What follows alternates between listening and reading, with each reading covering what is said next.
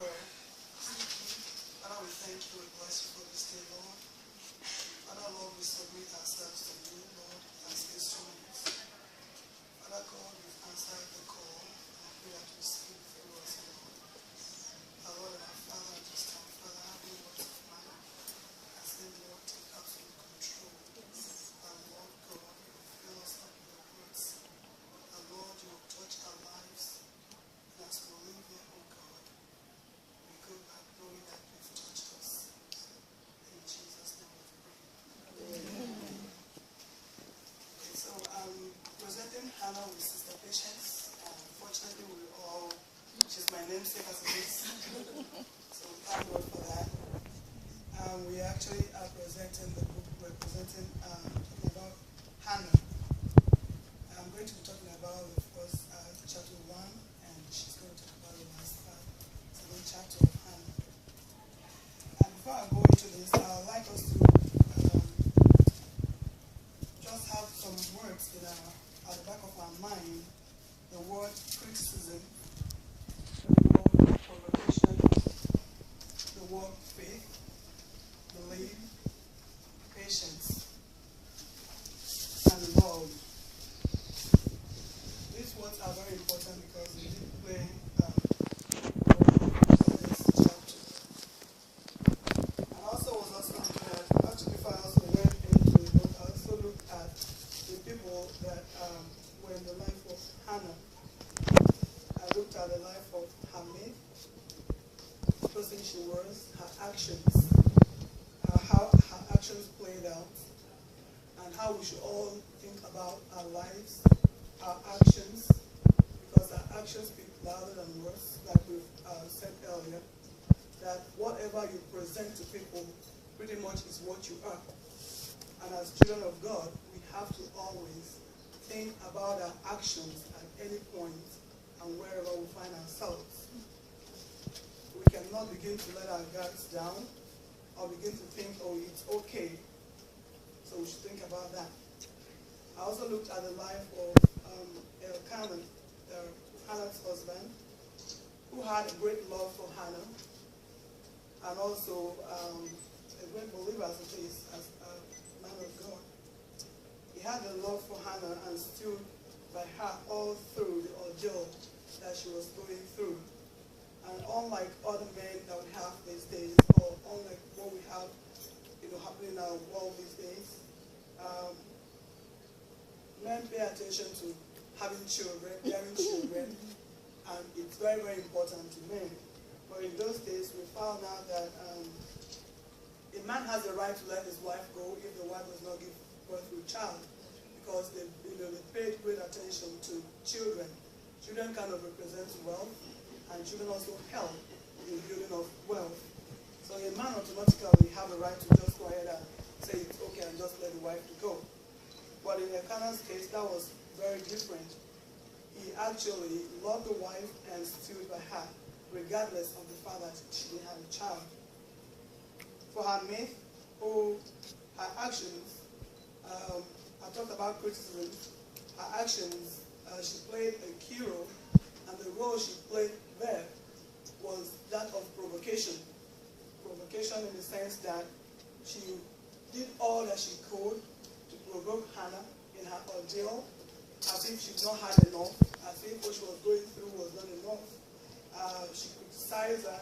When we talk about provocation, she was actually in Hannah's face all the time, trying to remind her of the fact that she could not bear a child, and pretty much would say she actually would have driven her out of that house, out of her marital home.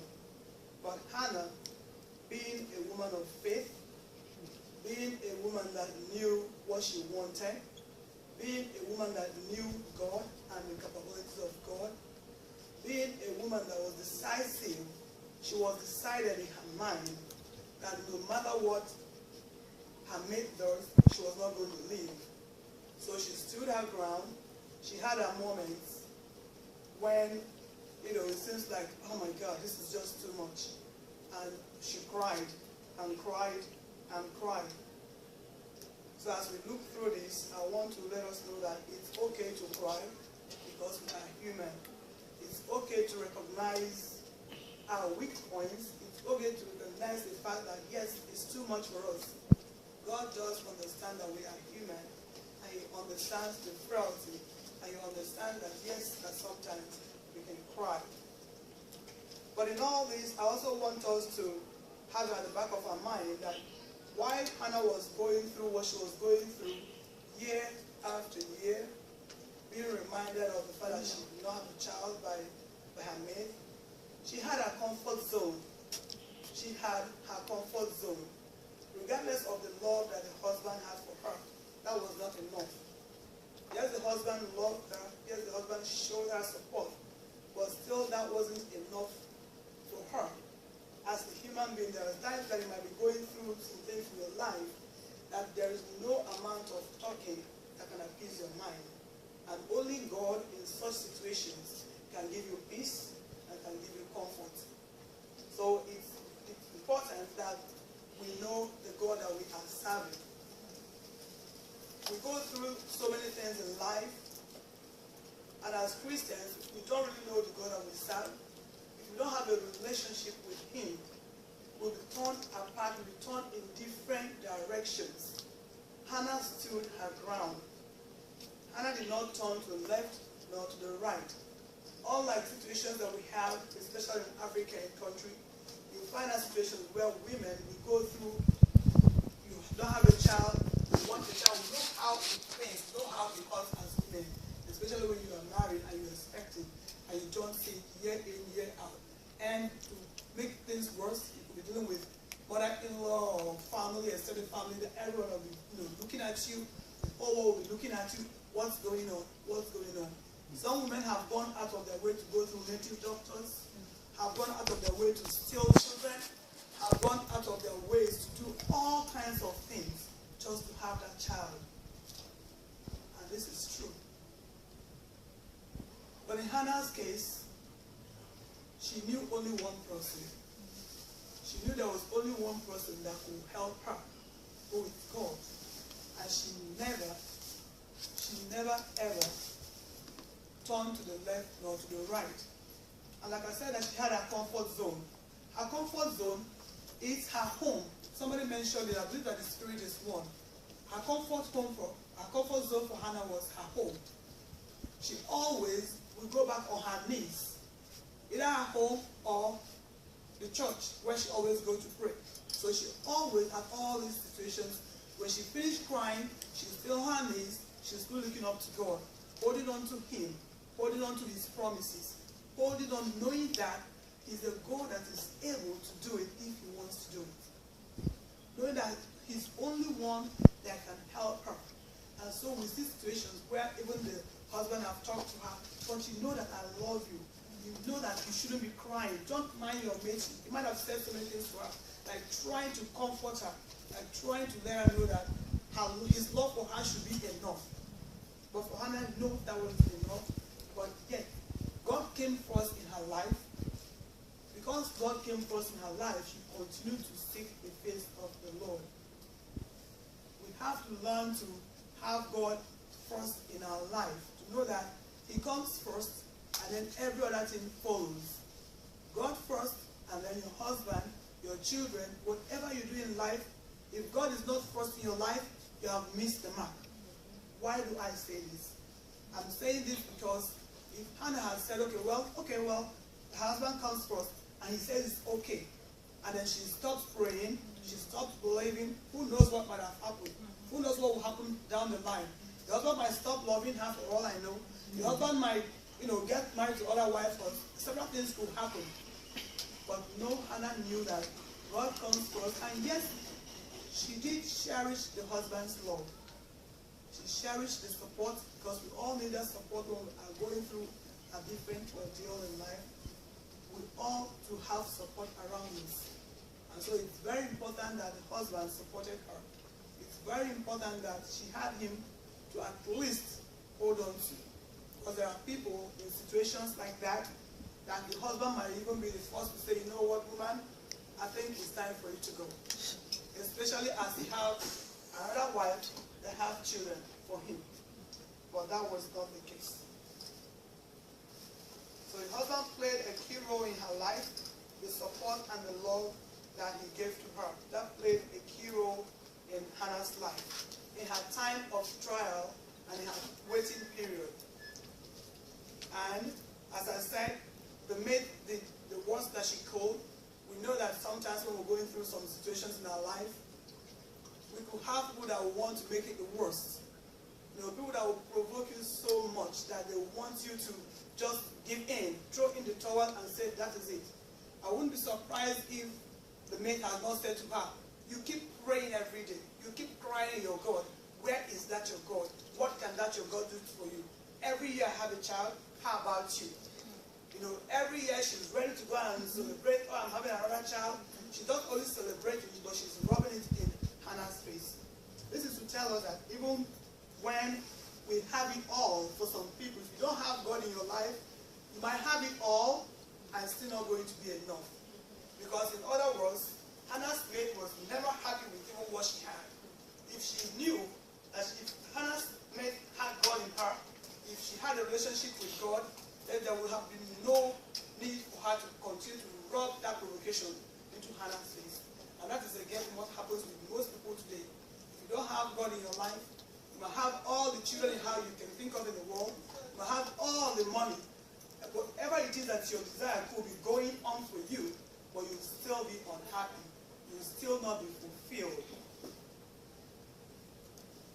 For Hannah, she didn't have it all at the time, but she had God, who was her solace.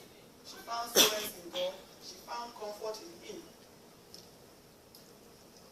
And having said that, we found out that at the end, we looked from 1 Samuel from 9 to 11, as it came to that particular day, and Hannah was just like, oh my God, what is just going on? It's just like it was just too much for her. Just like we said that we're all human. Imagine you are going through a situation. Imagine you have something that have been talking at you, for years and years. A desire that you really, really want. That is, it's okay because it's part of life. And you want this desire. You want to see this happen, and it's not happening for you. And years come and years go, and you don't have it. You imagine how that feels. Some people will get discouraged from praying. Hannah was a great prayer warrior, as far as I'm concerned, because she was always on her knees, always seeking the face of the Lord. She never gave up praying. She never gave up crying to the Lord. So we can imagine when you have something that you've been praying for, you're praying for a kid for years and years and years, and it seems like it's not coming through. Some you might just at the time think like, okay, well, that is it. And if you are the type that you are in a group, like we're all here in a group, I want this to be practical to us. And every time we are gathered, you come out, oh, please, dear Lord, I want you to do this. And you come out every time you're praying on the same thing. Before you know, you might begin to think, who knows what these people are thinking? Or maybe I should stop talking about this. Maybe people are already so mad, they don't want to hear it anymore. And you can even get people amongst you that will continue to criticize and be like, okay, now we've had this. Don't you have something else to ask the Lord for? But the point I'm trying to bring out here is that no matter what you are waiting on the Lord for, no matter how long it has taken, you have to be prayerful. It has to be in line with God's will for you. If what you are requesting from God is in line with His will for you, you cannot afford to give up. Because remember that God's time is not your time. But the beautiful thing about our Lord is that He has promised that in due time, He knows the plan that He has for you. And His plan for you is for good and not for destruction. And in due time, He's going to fulfill His desire for your life. And when He does that, you will know that, yes, indeed, this is the handwork of the Lord. Amen. All honor and glory will be given unto Him and not to any man. And so we all need to learn the spirit of patience. The spirit of patience, the spirit of persistence. Not giving up, not saying, well, I've asked God every day I'm asking, and He's not answering. And we should also bear in our mind that God does answer prayers. If it's not happening now, it's not because He has not answered your prayers. If it's not happening now, and He still wants it to happen, it's probably because you know that if I give this to you now, you might not be able to handle it right now. But God does bring everything into perspective that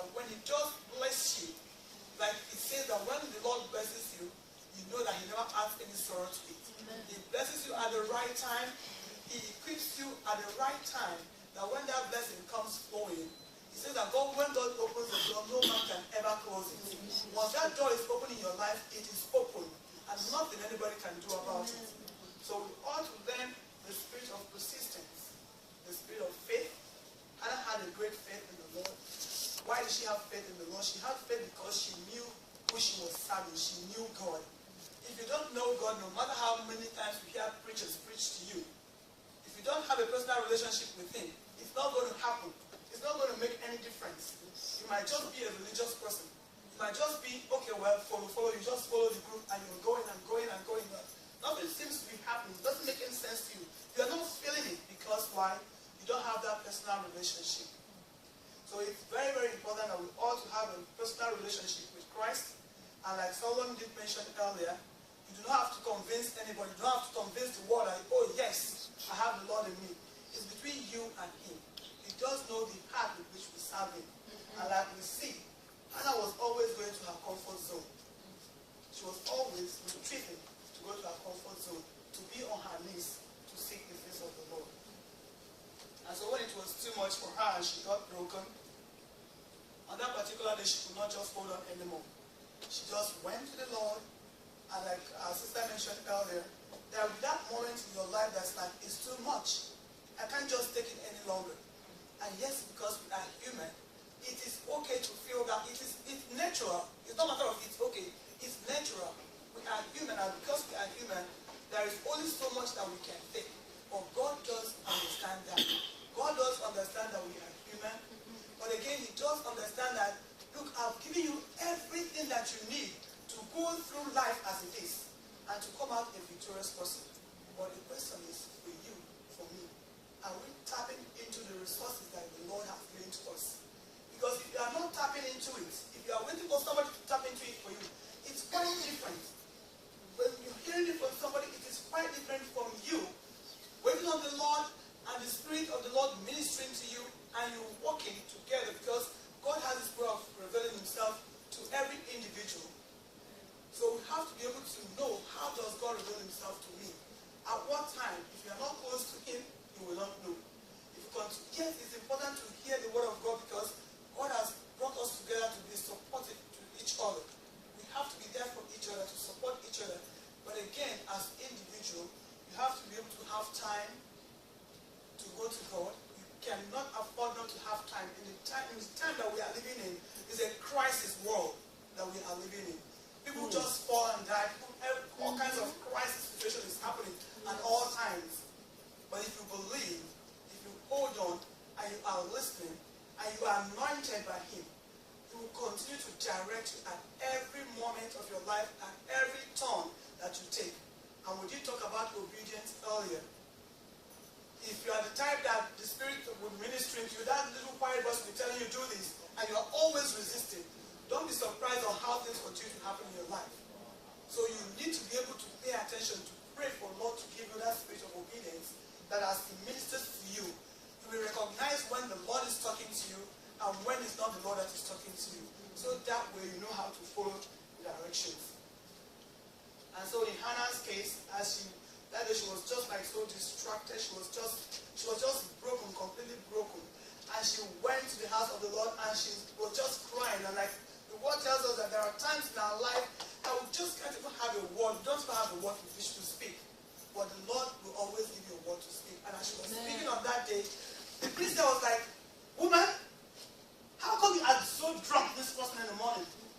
But knowing that Hannah is the woman of faith, and Hannah, she's a soft-spoken person, she's like, no, I'm not drunk. Some will get maybe offense will take offense and begin to like, why is this person talking to me like that? But she's just quietly reminded the priest that, please, I am not. This is what my situation is. And at that moment, the priest says, may it be done unto you just as the Lord wants. And for me, that was like an agreement. That was like an agreement to all the prayer that she's been praying. At that moment, her prayer was answered. And then she did, as she was also doing that, she did pray and asked God that if you do this for me, this is what I'm going to do for you in return. And yes, God answered her prayer. And yes, God gave her a child. And yes, she also fulfilled her part of the promise that she promised God. It's very important. God is not pleased, and everybody just open your mouth and say, and